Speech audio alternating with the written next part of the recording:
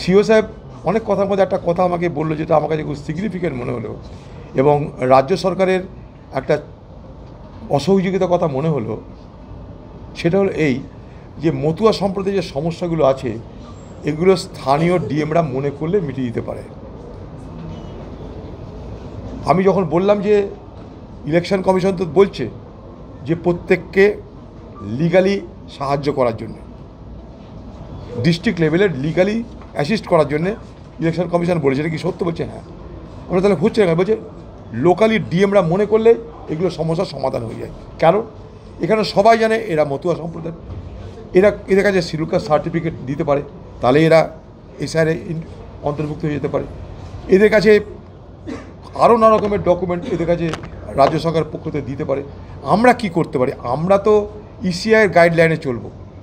ইনি বলছেন আমি তো ইলেকশন কমিশনের গাইডলাইন অনুযায়ী চলছে, আমি দেখো ভোটার লিস্টে কাদের নাম আছে নাই এবং কাদের নাম এলিজিবল। বাকি আমরা কিন্তু এটা করতে পারি না যে ডকুমেন্ট ইস্যু করবার ক্ষমতা না আমাদের। 3টে দেশ 6টা কমিউনিটি, এটা আপনারা সবাই জানেন।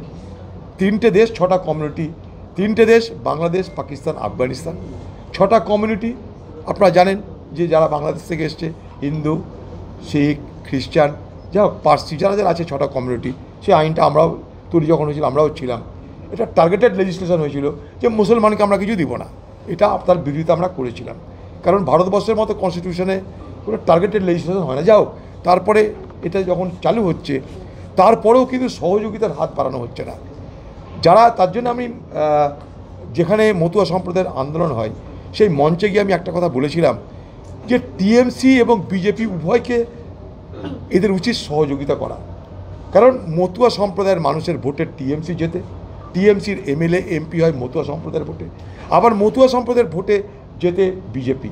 তো তাদের পক্ষ থেকে কিন্তু এদের সঙ্গে এই ছোটোখাটো আমি করছি, আমি দেখছি, তু মাই হাম কিসি সে কম নাই, এই বাতাবরণ না করে তাদের কিন্তু জেনুইনলি সহযোগিতা করা হচ্ছে না বলে আমি সিদ্ধান্তে পৌঁছেছি। জেনুইনলি সহযোগিতা করা হচ্ছে না। তাহলে এত বড় সমস্যা নয় মতুয়াদের, কারণ সবাই জানে তারা মতুয়া, সবাই যেন এখানে বাস করে, সবাই যেন এখানে সব কিছু করে। সরকার, রাজ্য সরকার তো জানে, রাজ্য সরকার প্রশাসন তো জানে। ক্যাম্প করে করে করে করে করে করে যদি তাদের সহযোগিতা করার চেষ্টা করা হয়, এই সমস্যা মিটতে সময় লাগে না বলে আমি মনে করি।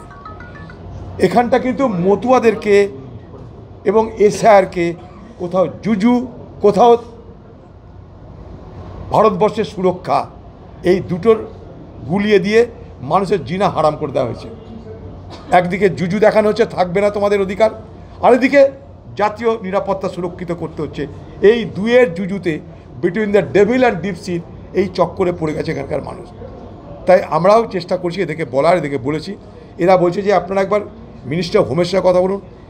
রাজ্য সরকার মিনিস্টার অফ হোমের সঙ্গে কথা বলতে পারে, পার্লামেন্ট চলছে, রাজ্যের অনেক বড় বড় এমপি আছে, অনেক বড় বড় এমপি এই রাজ্য মানে লোকসভা বিধানসভা মিলিয়ে, তারা একবার গিয়ে ভারতবর্ষের গৃহ মন্ত্রণালয়ের সঙ্গে আলোচনা করে এই মতুয়া সম্প্রদায়ের যে বিষয় সমস্যাটা, সেটা কিন্তু শর্ট আউট করতে পারে খুব অনায়াসে। এমন কিছু বড় ব্যাপার হবে না যদি উভয় সরকার সেখানটায় আন্তরিক হয়। মাঝখানটায় ছড়িয়ে আছে অবিশ্বাস আর অবিশ্বাস, ভয়, অবিশ্বাসের বাতাবরণ তৈরি করে রাখা হচ্ছে নির্বাচনের রুটি সেকে নির্বাচনের বৈতরণী পার হওয়ার জন্যে। যেমনভাবে এনআরসির নামে ভোট হয়েছিল, ভোট হয়ে যাওয়ার পর না দিদির মুখে এনআরসি শোনা গেছিল, না মোদির মুখে এনআরসি শোনা গেছিল। এসআইআর ভোট হয়ে যাওয়ার পর না দিদির মুখে এসআইআর শোনা যাবে, না মোদির মুখে এসআইআর শোনা যাবে। তো এসআইআরটা কার?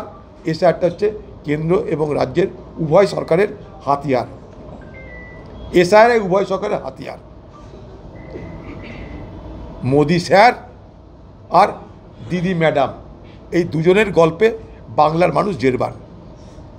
রাজ্য সরকারকে বলবো, কেন্দ্র সরকার যারা এমপি আছে তাদেরকে বলবো, যারা মন্ত্রী আছে তাদেরকে বলবো যে ভাই আপনারা আসল কাজটা করুন, এখানকার মানুষের মধ্যে বিভাজন তৈরি না করে, যদি সত্যিকার উপকার করার দরকার, সত্যি যদি আপনাদের মনে হয় তাদেরকে নাগরিকত্ব দিয়ে বা ভোটার অধিকার দিয়ে তাদেরকে রক্ষা করা দরকার, এটা কিন্তু করা যায় বলে আমার মনে হয়েছে।